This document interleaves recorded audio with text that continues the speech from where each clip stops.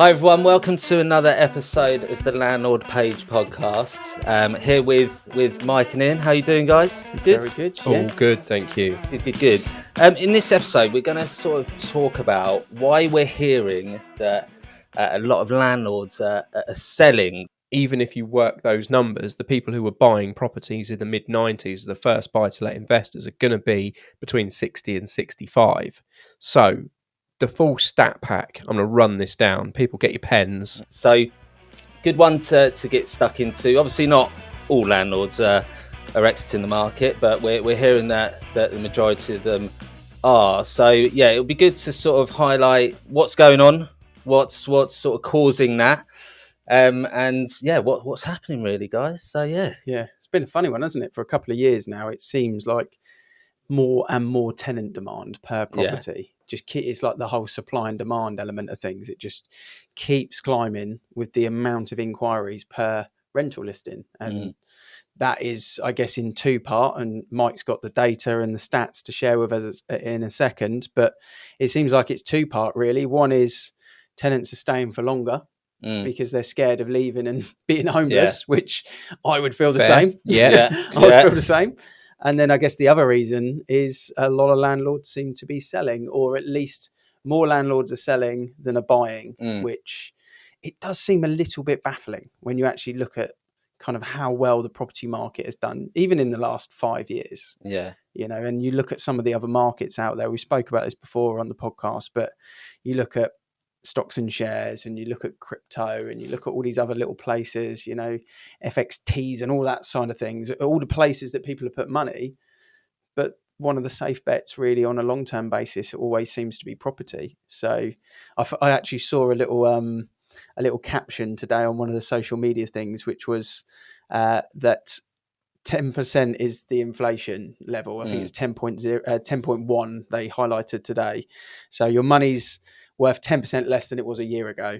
House prices since the pandemic have now gone up a total of 20% with the correction that's in there as well. So all of the people that held off waiting for the market to crash are now like 30% down on their money that they'd left in their bank account. But I think that's topical for a reason why people should invest. But on this one, we're going to talk about why people are selling. And when I read the data, it was quite interesting. The age thing was quite key, Mike. The age thing. So if we cast right back to the mid-90s, that's when the first buy-to-let mortgages really came into existence as we know them. So we're basically sort of 27 odd years on from the first ever buy-to-let mortgages being launched to the public. So even if you work those numbers, the people who were buying properties in the mid-90s, the first buy-to-let investors, are going to be between 60 and 65. So the full stat pack, I'm going to run this down. People, get your pens. There's 2.75 million landlords in the UK, of which close to 1 million are of retirement age or older. So 1 in every 2.75, what's that, 40 odd % of landlords are retired. I was about to say grey-haired. I'm literally looking at it. Grey hair started in the mid-90s, actually. So 1 in 2.75, around about 40% of landlords are of retirement age, and 96,000 landlords a year are hitting retirement age. So 100,000 out of 2.75 million are retiring each year. If you couple that with the environment that landlords have right now of higher tax, less offsets, more of a hostile, narrative around being a landlord, it's easy to see why those people are now going, right, okay, my property's run its race because it's gone up 20% in the last 2 years, because now's the time to bank the money, take the money, go on a cruise. I don't know what older people do before it's too late. Go and spend it, go and enjoy it, whilst you've finally got some freedom from a 40-year career doing what you've been doing. So we're doing well to offend the people that are selling. But you can see why people do it. You've just had a 40-year career. You've got 2-3 buy-to-lets. Of course you're going to sell one. If you build a business because you're going to sell a business. Yeah. Because you want the benefit of it at the end. Absolutely. That's why you take the risk. That's why you put the investment of time and money in.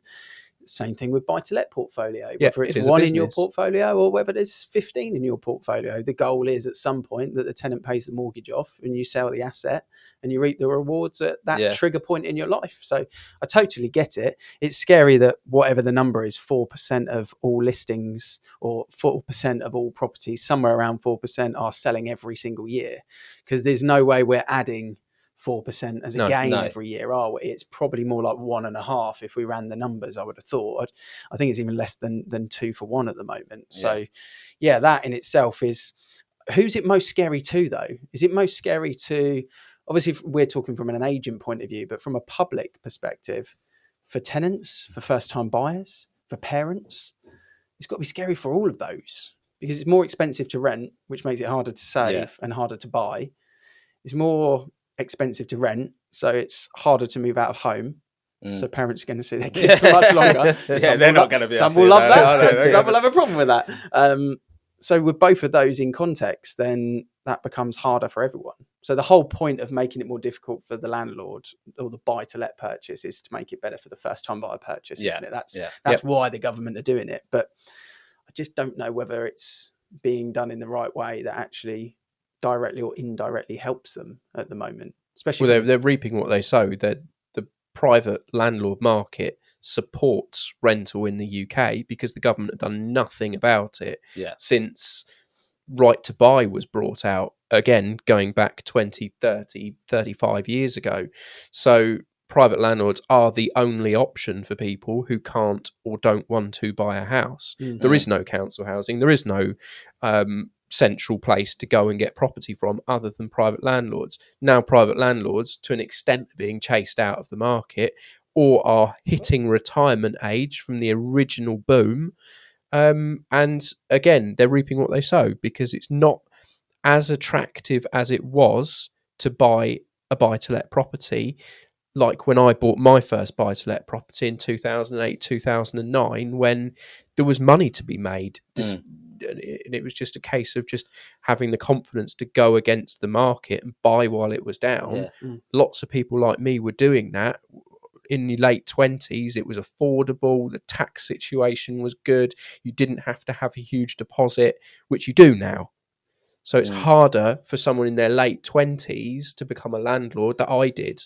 Yeah, I think the things that you see, like in the media and stuff like that, is that the government is out to sort of destroy the lettings market, and the fact that bringing all these new regulations in, the capital gains tax reductions as well, landlords are just looking at it like, well, what's the point? Why am I going to get involved with that when I'm not making the money that I was making, and now I've got these new regulations that are coming in that it's going to affect me as a landlord, where I need to spend more money, so that's going to reduce sort of the money that I'm going to make from that. So it just feels that all of this stuff has been put onto private landlords without any thought to it. So take the EPC regulations, it's supposed to come into effect in 2025, now discussing pushing that back to 2028 because someone along the line has sort of realized that actually we need to think about this a bit more and actually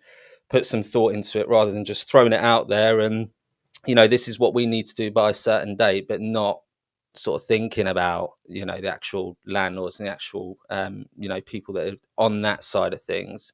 I mean it's just you're going to be put off by it, aren't you? You're going to be put off by it. I think it's I started off my part of the conversation here is sort of highlighting the positives of how you can invest in property and what is going on with inflation. But I think, the headline stuff does make it look very difficult, because you're paying extra tax on the way in, paying extra tax on the way out. But then I look at it and I've always had this plan with my 50, when I turn 50, that trigger moment in my life where my property, my buy-to-let that I'm thinking about here would be paid off. But then I guess the question was at that moment in time, do I sell it or do I refinance it? If I sell it, I pay a load of tax. If I refinance it, I don't. But do I want to refinance it, or do I just want to reap the rewards of having it, just income, monthly income, but then they don't get the lump sum, so you don't get the pension plan that you may have put in place of it. So there's options around it, but I think the retirement age element of things is very interesting, because it does feel that whole boom moment is now coming to the end of its life cycle, the end of its curve, and who's going to come in and make a difference to kind of keep it afloat, I guess, is the key question. What's the answer? Don't know what the answer is in reality. I think many people thought the answer was the build to rent side of things. So, these developers building these blocks, 300, 400 units in each, but that's not going to keep up with the sort of demand for rental properties and the people exiting. It's just not going to do that. And I thought that they thought that, if they could get an extra 300,000 units over X amount of time, then it would meet that demand. But I think they're looking at other regulations for developers now and building these blocks, which is making it even harder for them. And I was looking at a survey where they've got where they want to build 300,000 new homes or something like that in a period of time, and the outlook is that is going to go down to 190,000 because they are making it more difficult, the government. So don't know what the answer is, but the stuff that we're sort of hearing is that the sort of demand that supply isn't going to meet demand anytime soon. What's of interest to me, as I said earlier in the chat, is I started investing in property in 2008, 2009, which we all know what was going on in 2008, 2009. Everyone else is running for the hills. And I'm sitting there thinking, well, I'm buying this flat that was brand new at 250 and I'm now buying it at 150, 175. So, and the rent is 900 a month. You'd be stupid not to do that. So with every cycle of investment, the smart people always seem to do the opposite of what the amateurs do. And the amateurs are selling up at the moment. So is there an argument to say, right, the amateurs are selling up, so there's an opportunity? Or is that just gobbledygook to both of you? Well, there has to be an opportunity, because we've seen house prices from a sales point of view across the country have corrected by 11 or 12%, somewhere in that region. We'll see the full land registry fallout data of it probably by next month, get a real understanding of where we are. Maybe the following month, maybe June is where we really get a good understanding of where the prices have actually corrected. But in that same time, that maybe 10 or 11%, 12% have dropped, rents have continued to go up by even 1% a month, so you could easily say there's a 7% gain on rental prices just in that 6-month window. Maybe if we take, the 12 months into play, the pendulum has swung a full 10% either way on rental prices. So the yields have improved. And much like you say, the interest rates haven't improved. They are more expensive. So it's probably somewhere counterbalanced between, the interest rate, the rentals increase. Maybe it's slightly down, but there's still no better place to put your money if it's sat in your bank account. No. I'm not saying these people that are selling are going to re-enter the market, because I don't think they will. But the new people that have got cash in the bank, and we've spoke to a couple of landlords recently, families, husband and wives that have basically gone, do you know what? We've got a ton of equity in our house. We've probably got 60% equity in our house. We own a 4-bed detached, and we're going to refinance out £250,000, 200 grand, 150 grand. We're going to go and buy 2 flats, 1 property. We're going to go and buy it into a buy to let and use that as a way into the market. And I think they're the people that should be entering at the moment, because there's no point in just leaving it in the bank. It's losing 10% every year at the moment. So I agree. I think that's where the shrewd investors will be. The sad thing is, I don't think it'll be too many of those types of people that will do it. I think it'll be the people that have got big cash. Yeah, you said, you have to be a certain age with a certain energy with a certain amount of cash, and you're every time you multiply it by a certain type of, you drop off a certain number of people, don't you? Which it cuts out all the people who are on an average salary. It cuts out all the people who have just bought their own family home. It cuts out, which means it's going to be a bit of a niche market for people, but that means rents are going to continue to rise.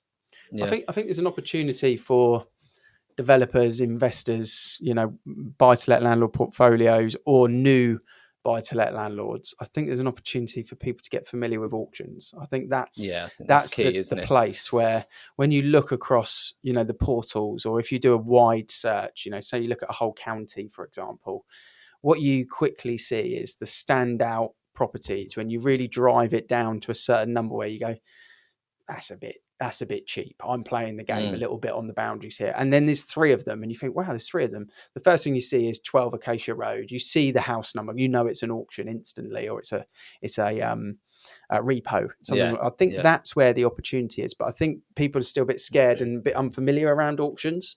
So it's probably time for us to get another auctioneer on the podcast actually and discuss that particular point. Because we had one before, didn't we, in lockdown? I think it was on Zoom, and it was a really interesting chat because I think their view was, this was maybe a year ago, that the auction market had improved from 1% of the market to 2% of the market. So it doubled. Yeah. So I wonder if it's any further down the line now, but digital auctions seem to become more popular across the country. And it seems like that's a big opportunity for people. I do think there'll be a few more repossessions, but I do think the type of repossessions, the family homes, buy-to-let investors might find it hard to compete. If it's a decent family home repo, you might find that hard to compete because the seller or the buyer, of a family home, like us, for example, if we saw a really good standout buy for, 700 grand and it was sold for 950 2 years ago, you're going to pay 800 if you need to for it because it's a no-brainer. But the investor might look at it and think, well, I'm not paying 100 grand over asking, but someone locally may do. So I think there's an opportunity with auctions, definitely. But I just wish more people would be open to conversations about, we were talking about joint ventures before, the different types of finance that's available, how quickly you can act on certain things at the moment. I'm talking to loads of people in trades that have married up with, call them angel investors, or people that are cash rich but don't have the trade experience, and trade experienced business owners linking with people that have got the funds or making the funds available, and they're looking to become a combo and go out and buy. They normally ask for flips. I don't know whether flips are really a thing at the moment unless you're doing some special stuff to a property or you get an absolute gem, but building a portfolio through refurbishment has and always will be a great opportunity, I think. Kill always talks about the bird, doesn't he? B-R-R-R-R-R-R. Add as many R's to it as you want. Every time you see him, there's another R on the end. Yeah. But I think that's the way to do it. I think, if we're going to talk some advisory on the podcast, I think look at auctions, get familiar with them. I think look at to buy, to refurb, to rent, to refinance, repeat. I think that's the That R's. was where the extra R came in. Yeah, that's the R's. Repeat. Yeah. Ring us. We'll help you rent it. There's the extra R's, but I think that's the way to do it, and I think that means that you need an expert to source that property for you or to advise you on the property you're going to buy, because you have to get that right.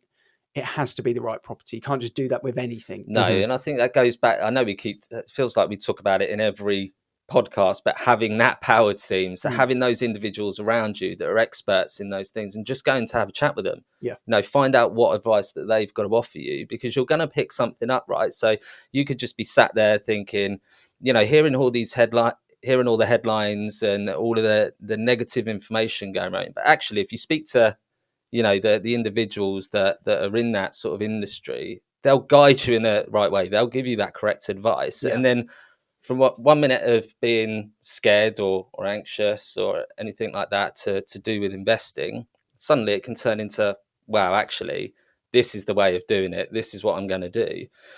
So yeah, definitely speak to those experts and look into the different avenues of investing and buy-to-lets and all of that, and just don't sort of stick with what you necessarily know. I think we should build our power team into our website for listeners and watchers. I think it's something that we can probably do on the website to highlight who we've worked with, tried and trusted, and who our power team is, because we've had a lot of them on the podcast itself, but we don't often talk about who's in our circle of trust. And I think that might be something that we could put on the website. If it's something you're interested in us doing, then pop it in the comments and we'll send it through to you as a sort of direct email or message. But that's something that we could do, because I think it's really important at the moment. So yeah, it's a funny old market. I mean, the sales market from moving it away from this topic of conversation, but the sales market feels like it's a big question. It's a touch wood, but it feels normal. It feels like it's gone into a normal state. And there's a lot of comparisons with 2018 and 19 on the data, but demand is up on those years. And it seems like we've now had 2 months in a row of flat prices, whether they're gone up. I think Rightmove said in February, it had gone up 500 quid on average, across the UK. And then I think last month it was up like 0.1% or something like that. So that feels flat. Interest rates are more or less the same as they have been now for the last 12 weeks. There's not much changes in those. They deviate a little bit depending on which swap deal is more beneficial to the banks. And that's normally changing the fixed terms rather than the actual headline rate. And definitely more properties are turning sold than for sale at the moment. The ratios are still way over 50%. Whereas if we took a 4-month window after the mini budget, it was probably more below 50% of what was coming on was selling. Now it's definitely over and heading towards 60, 65, 70. So from a sales market, I feel confident in that basis. Inflation has been reported, today, Wednesday, at the point of filming this podcast for Friday, that it's dropped by 0.3. Step in the right direction. The arrow is going down, not up. Across Europe, it seems like it's reducing as well. Obviously, things are getting more expensive in shops, but other things are, meaning that inflation has dropped a little bit there. So I think it's a good opportunity. I think, that's the word you got to put out there. What about you guys? What do you think, Mike? Any other sort of places of opportunity for people? I wonder with developers. I always wonder with developers, new build sites. Because new build sites, there are still a lot selling out there. There's not been too many new ones launched, but there is some new build sites, some sitting stock units. I just wonder whether there's deals to be had there. We've started to be sent emails through the portals with the old tricks that you used to get people in. The £500 off your mortgage for the first year, 105% part exchange. Blah, blah, blah, which we haven't seen for 3 years. And to me, that's the trigger that you're in a buyer's market, not a developer's market. For the first stopped doing time. Incentives altogether. Yeah, absolutely. There were no incentives because people were reserving houses 18 months into the future. But I received one saying... No grass, no carpet, no front door, no windows. You got to buy that as add-ons. You want my own front door? Jokes aside, I haven't seen a 105% part exchange email for 3-4 years. Yeah. And I got one last week. So there must be the incentive there. There must be some sitting stock on some development somewhere. My only concern, obviously, is we've talked about developments, and you guys had Lee Curtis in, that developers are now being squeezed on a cost basis that is costing them more to build the house. So they will probably turn down the speed on how quickly they build because it's not worth them building them that quickly if they're not going to sell them that quickly. That third that we were talking about with Lee, a third to buy the land, a third to build it, a third profit, is being squeezed to more like 40%, not enough profit in reality. And I think that's kind of where the developers sit in, but they put a pause on things. But it does seem like they can't sit on their hands forever, can they? No, they just get going at some. Yeah, they definitely can't. So I think there is an opportunity. It's just where we would love to talk to any investors that are out there that are thinking of entering the market or want to be the smart investor and take advantage of the opportunities. We would love to have a conversation with you about what your long-term plans are, what your funding sort of scenario is, what cash you've got, how to spend that cash, what finance plans are in play for your long-term goal. And then where we come into play is, what does that mean? What does the product look like? What's going to be the best option for you? What's the best area?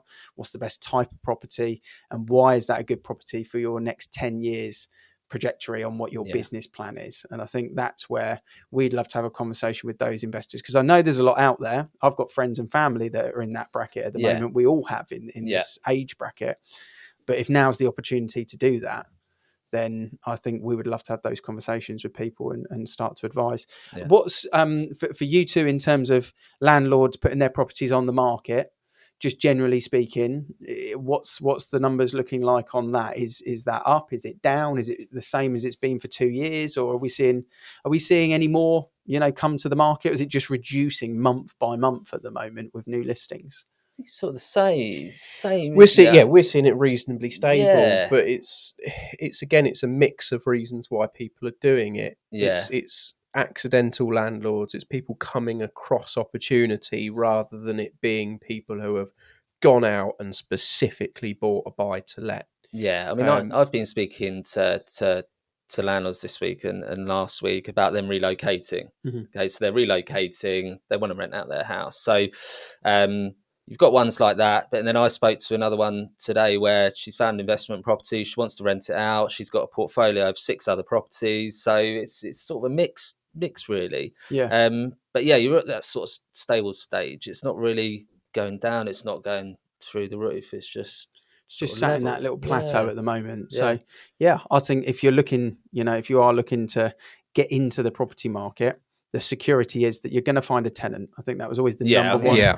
That was the number one concern, though, wasn't it? People were like, "What happens if it's empty for 3 months?" That's right now. That's happen. Gone. Yeah, 10 days, mate. Yeah. 14 days.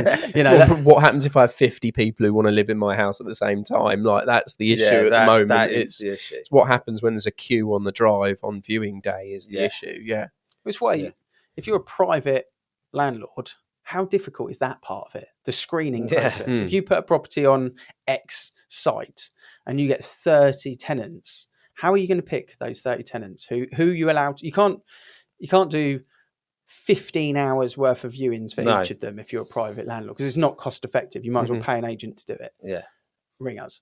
And then if you do all of those viewings, or if you pre-qualify, how do you do that as a landlord is the question I would ask. If you go in private, how do you do it?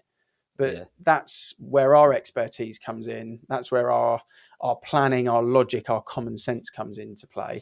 And we're not handling tenants via weekend staff or anything like that. It's us sat in this room that are doing it. So there's going to be a level of security for each landlord, because I think there'll be a lot of landlords that will be getting talked up by tenants that maybe aren't the right tenant for that property, and they'll go, Jesus, that's a lot of money. I'm going to go with that one, and it massively will backfire. Yeah, it's like, property comes on with us. We could have, say 30 applicants that are all inquiring about that property. But if you ask the right questions, you narrow that down straight away. So, because we know what questions to ask, we know what the referencing's gonna be, and what those applicants are currently doing, are they going to meet those requirements, etc.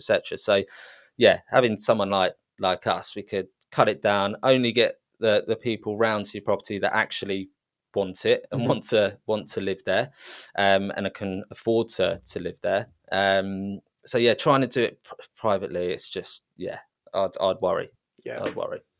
Well, the reason for the podcast is to highlight, that's the opportunity. You could look at it in two ways. I think the BBC article is the one that you sort of got a lot of that data from, Mike. And I think the headline on that is always a negative narrative, because it's showing the fear factor.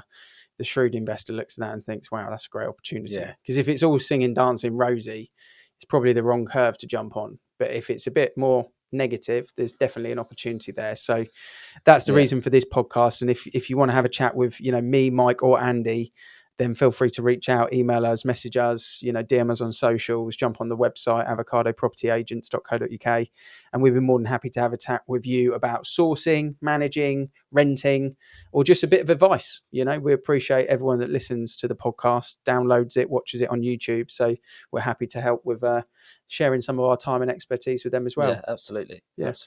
Mike, Andy, we're back next week. See you then.